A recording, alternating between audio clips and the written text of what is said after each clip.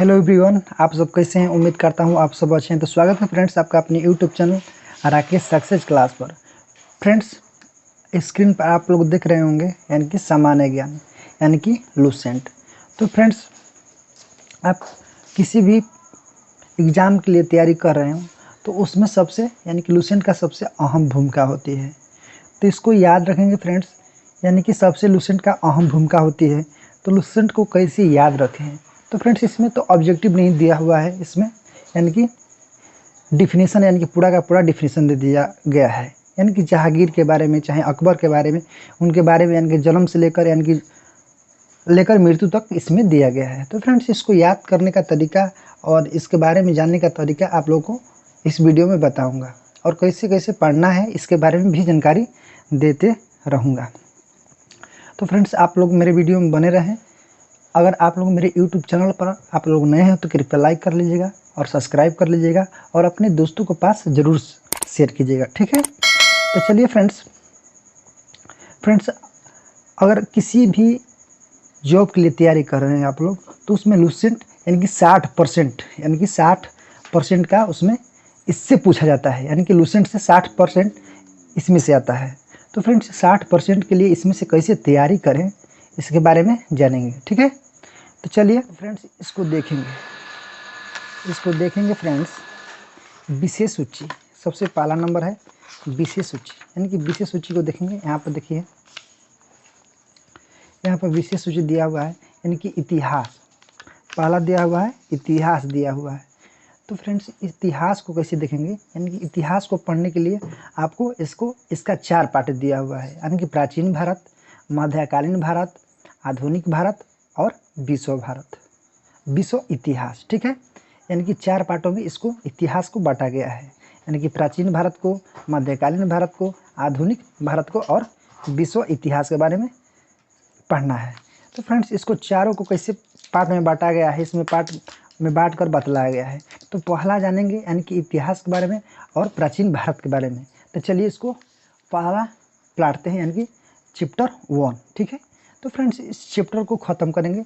इस पहला पेपर को, जो पहला पेपर दिया हुआ है, जिस पर हाथ चला रहे हैं, इसको ख़त्म करेंगे, ठीक है। कितना समय लग रहा है इसको पढ़ने में, बताने में, समझाने में, इसके वाई से 1 पाना, 2 पाना, 3 पाना लेकर चलते रहेंगे। तो फ्रेंड्स, आप लोग डेली मेरे वीडियो पर मेरे चैनल पर आप लोग ज़रूर आइएगा और इसको पढ़ने का अभ्यास कीजिएगा, ठीक है। और याद करने का, यानी कि सुनने से, पढ़ने से याद रहता है। तो चलिए फ्रेंड्स, इसको याद रखेंगे। तो फ्रेंड्स, इसमें देख रहे हैं आप लोग, यानी कि ग्रीन से इसको रंगे हैं। तो फ्रेंड्स, आप लोग को पता होगा कि अगर लूसेंट अगर पढ़ते हैं तो कहीं भी चीज़ ऑब्जेक्टिव बनता है, उसको हाईलाइट कर लेते हैं, ठीक है। इसको हाईलाइट करते चलेंगे और अच्छा तरीक़ा से देखेंगे, ठीक है। इसको चलिए देखेंगे, यानी कि इतिहास के बारे में, यानी कि भारत का इतिहास। तो फ्रेंड्स, इसको चलिए कैसे पढ़ेंगे इसके बारे में ध्यान दीजिए। यानी कि भारत के इतिहास में, इतिहास के बारे में पढ़ना है। तो फ्रेंड्स, इसको स्टार्ट कर रहे हैं। सुनिए आप लोग ध्यानपूर्वक, ठीक है। वीडियो छोड़कर भागिएगा मत, मतलब समझ में नहीं आएगा आप लोगों को। तो चलिए फ्रेंड्स, यानी कि उत्तर में हिमालय से लेकर दक्षिण में समुद्र तक फैला यह उपमहाद्वीप भारतवर्ष के नाम से ज्ञात है। तो फ्रेंड्स, आप लोगों को पता होगा, यानी कि उत्तर में हिमालय से लेकर दक्षिण में समुद्र तक फैला यह उपमहाद्वीप है जो भारतवर्ष के नाम से ज्ञात है। नेक्स्ट फ्रेंड्स लाइन, यानी कि जिसे महाकाव्य में तथा पुराणों में भारतवर्ष अर्थात यानी कि भारत का देश कहा गया है। नेक्स्ट लाइन है फ्रेंड्स कि यहाँ के निवासियों को भारतीय, यानी कि यहाँ के निवासियों को क्या कहा गया है, भारतीय, अर्थात भारत की संतान कहा गया है, ठीक है। आप लोग यहाँ पर देख रहे होंगे, यानी कि यहाँ के निवासियों को भारतीय अर्थात भारत की संतान कहा गया है। इसको आप लोग हाईलाइट कर सकते हैं, ठीक है। इसको आप लोग हाईलाइट कर सकते हैं, ऐसे कर सकते हैं, ठीक है। हाईलाइट हो गया। ऐसे ही मतलब जैसे जैसे ऑब्जेक्टिव बनेगा फ्रेंड्स, आप लोग हाईलाइट कर उसको याद रखेंगे। यानी कि जब आप लोग इसको पढ़ लेंगे, आप बाद में रिवीजन करना होगा, तो आप लोग बस इसको पढ़ना नहीं है, दोबारा पढ़ना नहीं है, बस एक ही बार पढ़ना है। एक बार पढ़कर आप लोग इसको अंडरलाइन यानी कि ऑब्जेक्टिव निकाल लीजिएगा, ठीक है। तो चलिए नेक्स्ट पढ़ते हैं कि यूनानियों ने भारत को इंडिया कहा। ये भी पूछता है फ्रेंड्स कि यूनानियों ने भारत को इंडिया कहा है, ठीक है। तथा मध्यकालीन मुस्लिम इतिहासकारों ने हिंद तथा हिंदुस्तान यानी कि हिंद अथवा हिंदुस्तान का नाम से भी संबोधित किया है। यानी कि मध्यकालीन के जो मुसलमान इतिहासकार थे तो उन लोगों ने हिंद तथा हिंदुस्तान के नाम से भी संबोधित किया है। नेक्स्ट लाइन आप लोग देख रहे होंगे कि भारतीय इतिहास को अध्ययन की सुविधा के लिए 3 भागों में बांटा गया है। अगर आप लोग फ्रेंड्स, अगर आपको भारत के इतिहास के बारे में जानना होगा तो यानी कि इसको 3 भागों में बांटा गया है। यानी कि भारत के इतिहास के बारे में अगर आपको अध्ययन करना होगा, ठीक है, नॉलेज करना होगा, तो इसको 3 भाग में बांटा गया है। तो कौन कौन भाग है, इसको ध्यान दीजिए। प्राचीन भारत, मध्यकालीन भारत, आधुनिक भारत। तो फ्रेंड्स इसको 3 भागों में बांटा गया है, याद रखिएगा। यानी कि प्राचीन भारत हो गया, मध्यकालीन भारत हो गया और आधुनिक भारत हो गया। तो चलिए फ्रेंड्स प्राचीन भारत को देखेंगे। तो प्राचीन भारत को देखेंगे, यहाँ पर पहला है प्राचीन भारतीय इतिहास के स्रोत। तो इसके बारे में कहाँ से स्रोत लिया गया है, इसके बारे में जानेंगे। यानी कि प्राचीन भारतीय इतिहास के विषय में जानकारी मुख्यतः 4 स्रोतों से प्राप्त हुई है। यानी कि अगर प्राचीन भारत को अगर आप लोगों को पता करना होगा तो 4 चीज़ को पढ़ना होगा। कौन कौन है चीज़, ध्यान दीजिए। यानी कि धर्म ग्रंथ को पढ़ना होगा आपको, ऐतिहासिक ग्रंथ को आप लोग को अध्ययन करना होगा, विदेशियों का विवरण पढ़ना होगा, पुरातत्व संबंधित साक्ष्य के बारे में जानना होगा। तो अब आप लोग प्राचीन भारत के बारे में जान पाएंगे। तो फ्रेंड्स इसको 4 भागों में बांटा गया है प्राचीन भारत को। धर्म ग्रंथ, ऐतिहासिक ग्रंथ, विदेशियों का विवरण तथा पुरातत्व संबंधित साक्ष्य, ठीक है।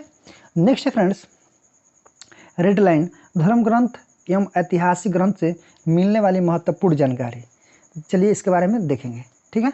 भारत का सर्वप्राचीन धर्म ग्रंथ कौन है, वेद है, ठीक है। यानी कि भारत का सर्वप्राचीन धर्म ग्रंथ कौन है, वेद है, जिसके संकलनकर्ता यानी कि महर्षि कृष्ण द्वैपायन वेद व्यास को माना जाता है। किसको माना जाता है, जिसके संकलनकर्ता महर्षि यानी कृष्ण द्वैपायन वेद व्यास को माना जाता है।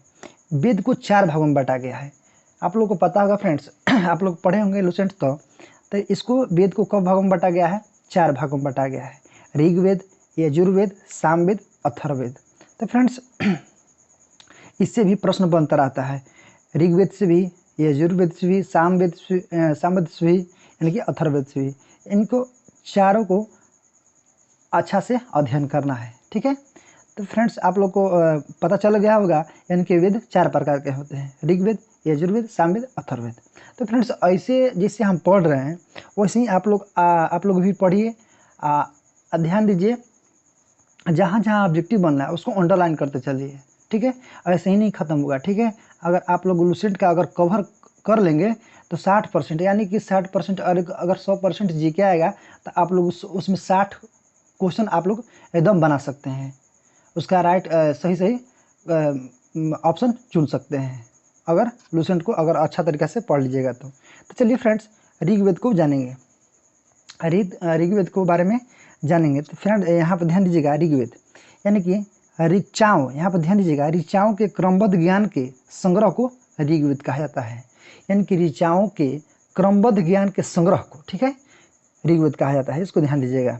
इसमें 10 मंडल, ठीक है, इसमें 10 मंडल, इसको बहुत ध्यान दीजिएगा, इसको बहुत ही इम्पोर्टेंट है। इसमें 10 मंडल, 228 सूक्त यानी कि 1028 सूक्त हैं, वाल्मीकिल्य पाठ के 11 सूक्तों से सहित है, ठीक है। इसमें कुछ हेडिंग दिया है, एवं 10,462 ऋचाएँ हैं।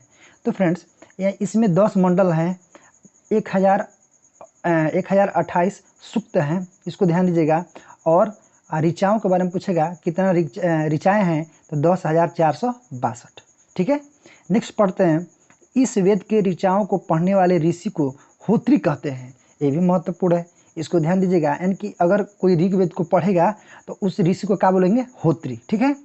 अगर ऋग्वेद के कोई पढ़ेगा, ऋग्वेद को कोई महर्षि पढ़ेगा तो उसको क्या बोलेंगे, होत्री कहते हैं। यानी कि इसमें दिया गया है, इस वेद के ऋचाओं को पढ़ने वाले ऋषि को क्या कहते हैं, होत्री कहते हैं। नेक्स्ट लाइन है फ्रेंड्स कि इस वेद से आर्य के राजनीतिक प्रणाली एवं इतिहास के बारे में जानकारी मिलती है।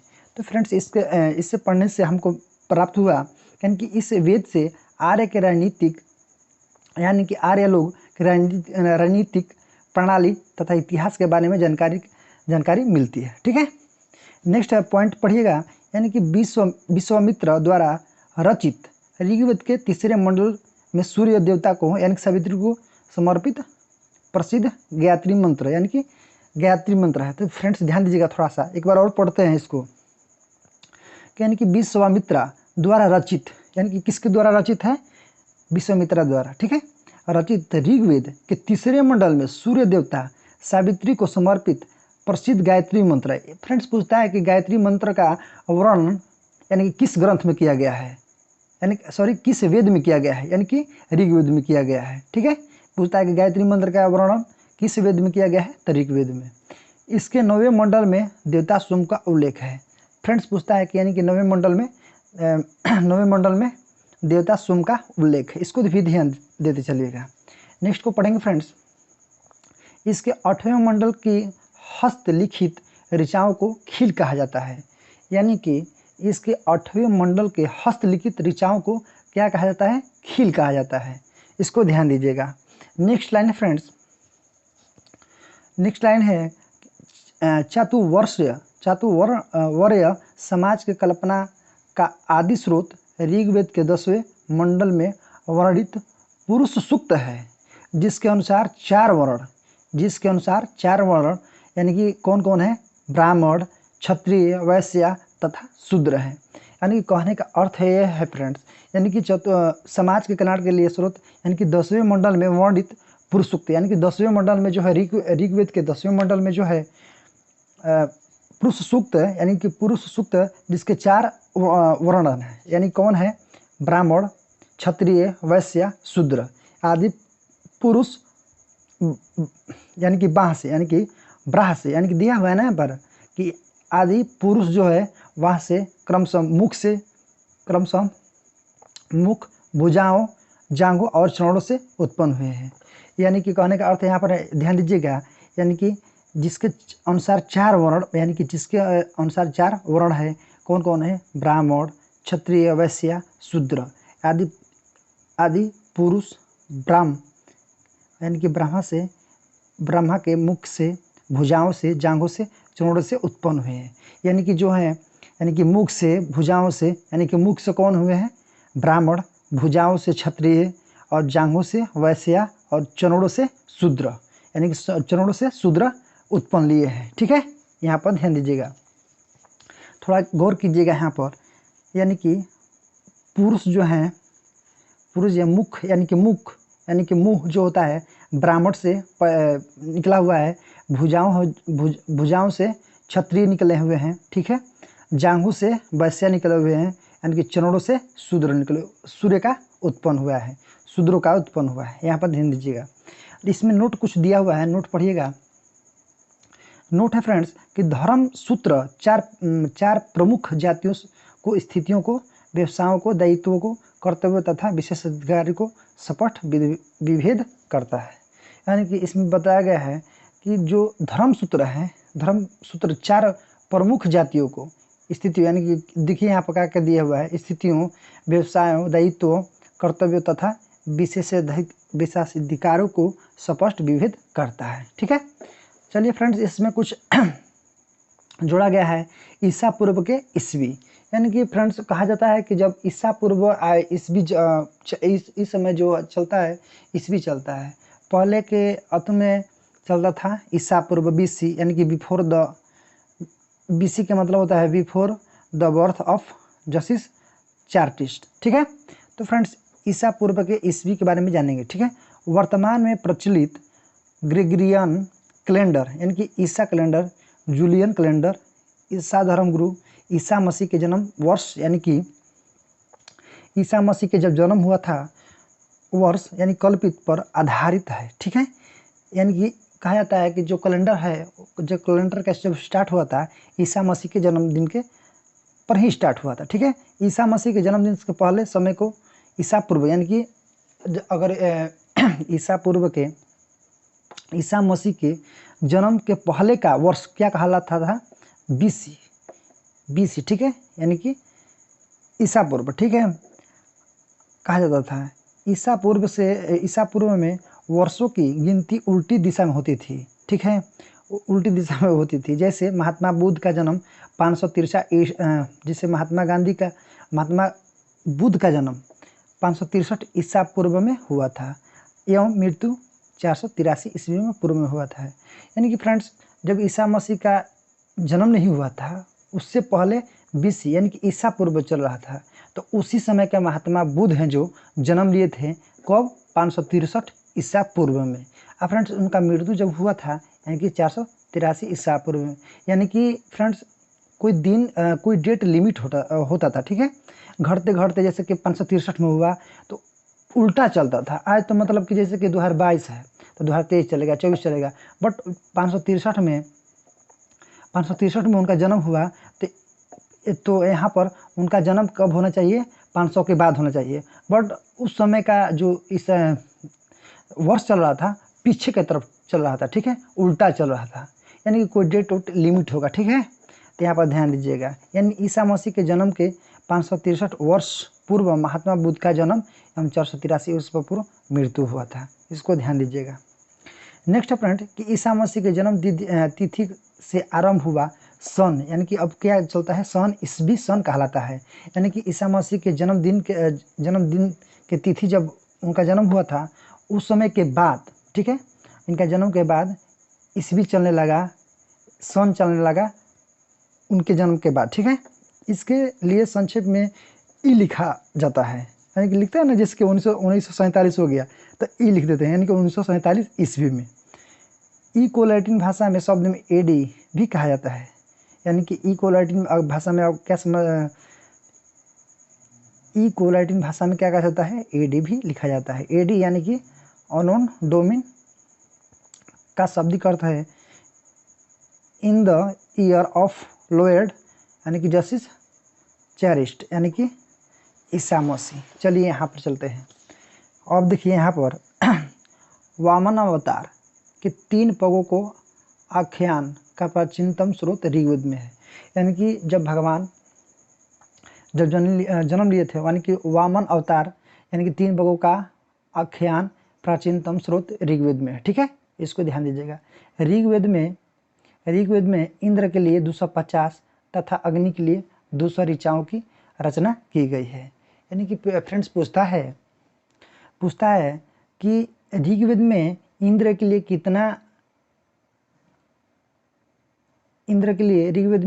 कितना यानी कि 250 तथा अग्नि के लिए 200 ऋचाओं का रचना की गई है। पूछता है कि ऋग्वेद में आप लोग बताइए कि इंद्र के लिए कितनी ऋचाओं का रचना किया गया है। तो अग्नि के लिए कितना हो जाएगा, 250, अग्नि के लिए इंद्र के लिए 250 और अग्नि के लिए 200 ऋचाओं का रचना किया गया है। नोट में का दिया गया है, आप पढ़िए कि प्राचीन इतिहास के साधन के रूप में वैदिक साहित्य में ऋग्वेद के बाद शतपथ ब्राह्मण का स्थान है।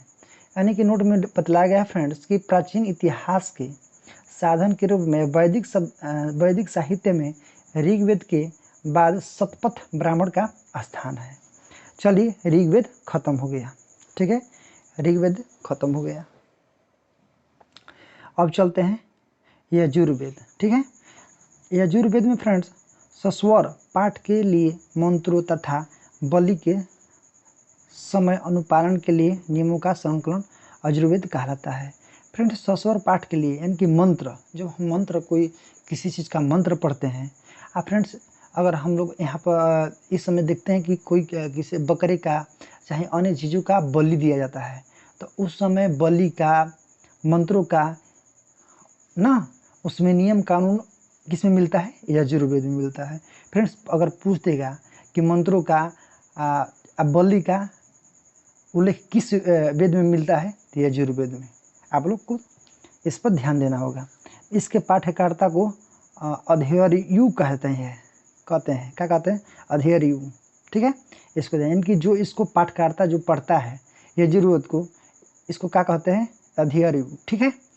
यह एक ऐसा वेद है जो गद्य एवं पद दोनों में है। फ्रेंड्स, यजुर्वेद है जो यह एक ऐसा वेद है जो गद्य और पद दोनों में है, ठीक है। इसको ध्यान दीजिएगा। पूछता है प्रश्न कि ऐसा कौन सा वेद है जो गद और पद दोनों में है, तो यजुर्वेद है। ठीक है। सामवेद को देखिए, सामवेद को यह गाई जा सकने वाली ऋचाओं का संकलन है, यानी कि यह गाई जा सकने वाली ऋचाओं का संकलन है। इसके पठकर्ता को उद्रात्री कहते हैं। इसे भारतीय संगीत का जनक कहता है। फ्रेंड्स पूछता है, क्वेश्चन पूछता है जैसे कि यानी कि संगीत का उल्लेख किस वेद में किया गया है, यानी कि सामवेद में। ठीक है, यानी कि संगीत का उल्लेख किस वेद में किया गया है, सामवेद में। गाना गीत संगीत इसी में सब आ जाएगा। ठीक है, सामवेद में। नेक्स्ट है फ्रेंड्स अथर्ववेद। ठीक है, अथर्ववेद को ध्यान दीजिए। अथर्ववेद ऋषि द्वारा रचित इस वेद में रोग निवारण, तंत्र मंत्र, जादू टोना, साप, वशीकरण, आशीर्वाद, स्फूर्ति यानी कि प्रायश्चित, औषधि, अनुसंधान, विवाह, प्रेम, राजकर्म, मातृभूमि, महात्यम आदि विविध विषयों से संबंधित मंत्र तथा सामान्य मनुष्यों के विचार, विश्वासों, अंधविश्वासों तथा इतिहास का वर्णन है। अथर्ववेद कन्याओं के जन्म की निंदा करता है।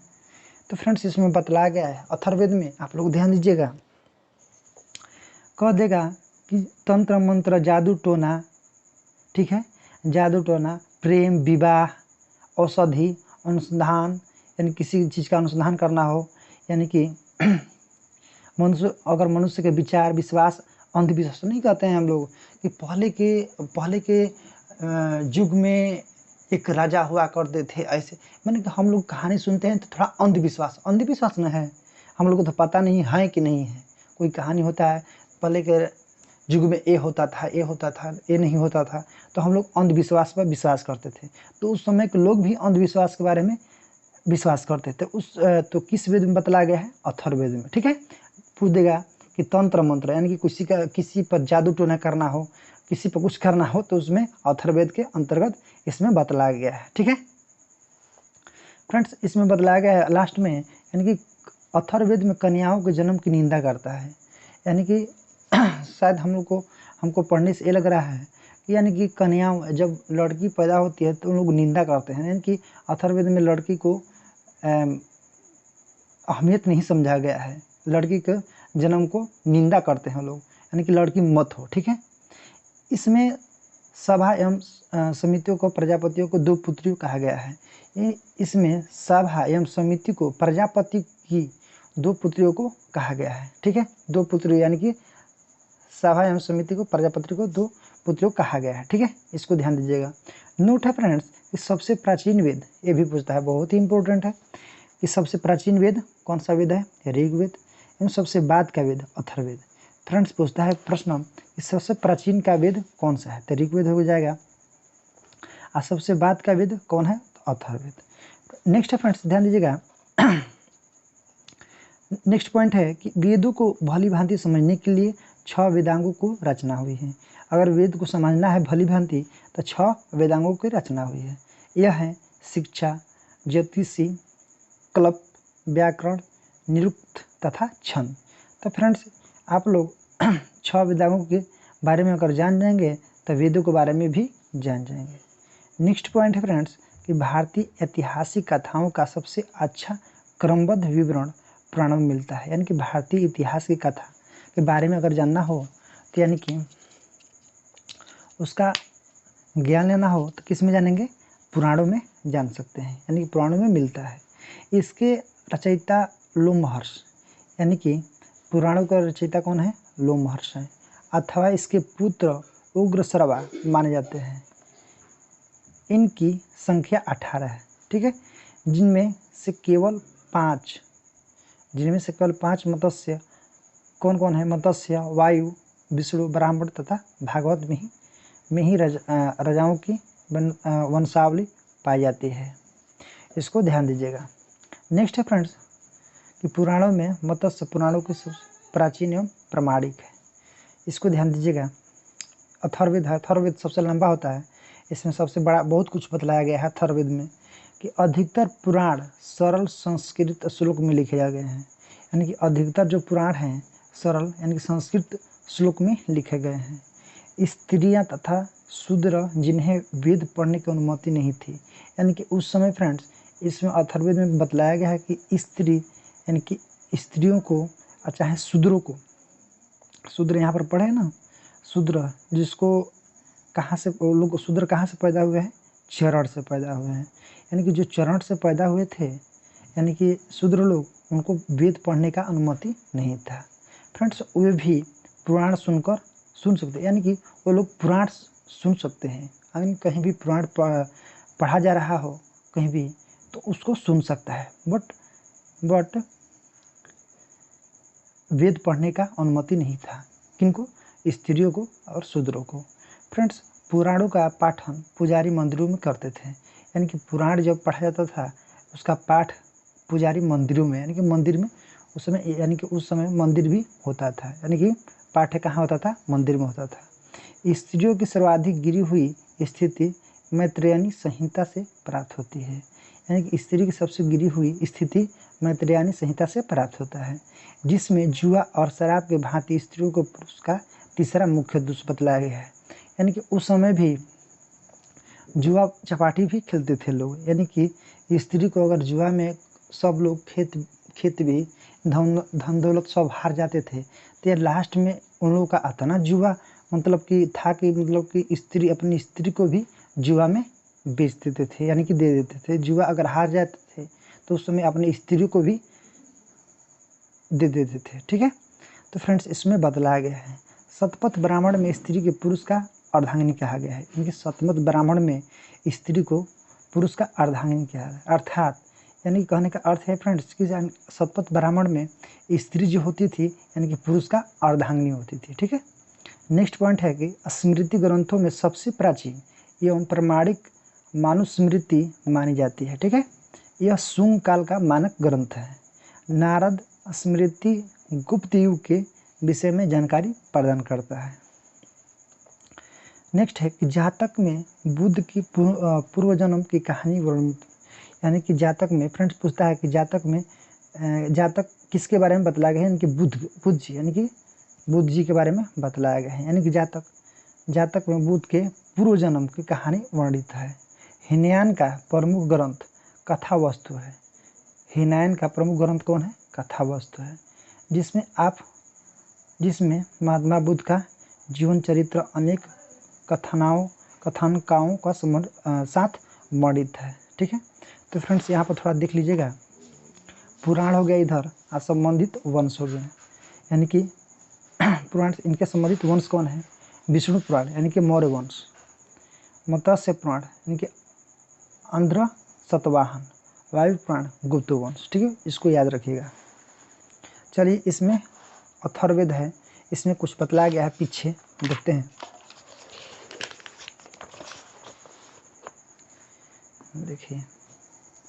देखिए नेक्स्ट पॉइंट है फ्रेंड्स कि जैन साहित्य को आगम कहा जाता है। ठीक है, जैन धर्म का प्रारंभिक इतिहास कल्पसूत्र से ज्ञात होता है। यानी कि जैन धर्म का प्रारंभिक इतिहास कौन होता है?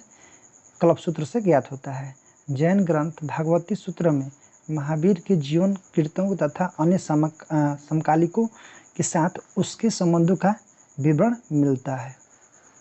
नेक्स्ट पॉइंट है फ्रेंड्स कि अर्थशास्त्र के लेखक चाणक्य। ठीक है, अर्थशास्त्र के लेखक चाणक्य कौटिल्य तथा विष्णु गुप्त थे। पूछता है फ्रेंड्स कि अर्थशास्त्र के लेखक कौन थे? चाणक्य। इनको क्या कहा गया है? कौटिल्य विष्णु गुप्त कहा गया है। यह 15 अधिकारणों तथा 180 प्रकरणों में विभाजित है। पूछता है कितने में विभाजित है? यानी कि 15 अधिकारणों में 180 प्रकरणों में विभाजित है। इससे मौर्यकालीन इतिहास की जानकारी प्राप्त होती है।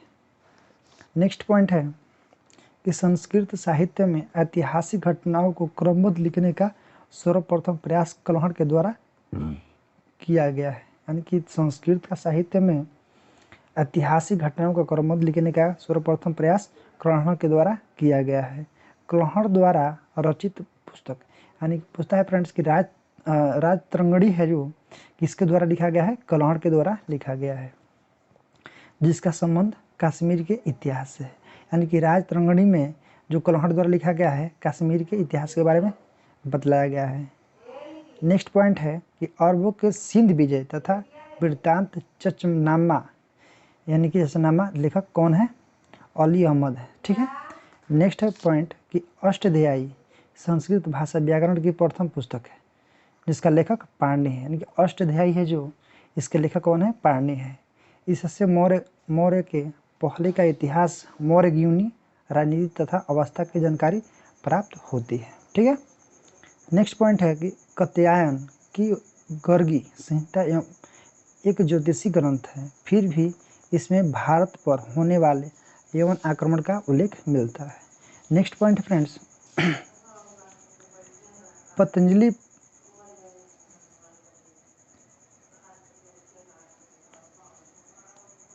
पतंजलि पुष्यमित्र शुंग के पुरोहित थे। ठीक है। इसके महाभाष्य के शुंगों के इतिहास के बारे में पता चलता है। तो फ्रेंड्स ये रहा पहला चैप्टर, और वेद 4 प्रकार के थे जिसमें आप लोगों को अच्छा तरीक़ा से समझाए, तो आप लोग प्लीज़ आप लोग लाइक कीजिएगा और प्यार दीजिएगा। ठीक है। फिर मिलते हैं नेक्स्ट वीडियो में।